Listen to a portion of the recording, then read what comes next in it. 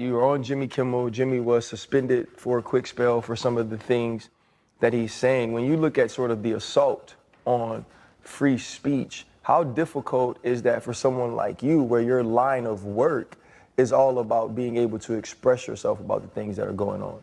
I think most of it is cyclical.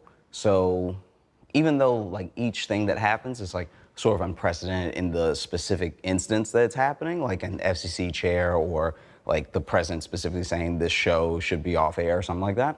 You look at McCarthyism or you look at like any sort of like Red Scare era and some of that same stuff was happening. So there's always been a sort of crackdown off and on like left-wing speech and politics and everything. And it's interesting because then whenever more like conservative-leaning powers are like in the majority, there's always a claim that the same thing is happening, but you'll like things that they say are the same are really, that's when it's actually like this private company not wanting to work with this person or something like that. And it's not so much the FCC chair sort of like not even lightly threatening, just like actually threatening. These companies can find ways to change conduct, to take action, frankly, on Kimmel, or there's going to be additional work for the FCC ahead.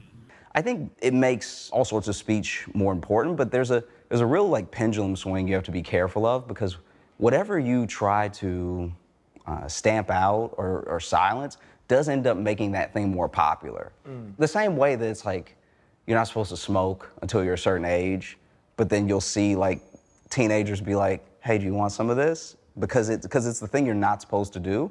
And so now if you're over here banning books or you're over here, you create a curiosity that could end up being its own backlash. I mean, I think you saw it with Jimmy Kimmel, the views and the way people tuned in to his return, as opposed to the numbers of what he was accumulating before he was suspended.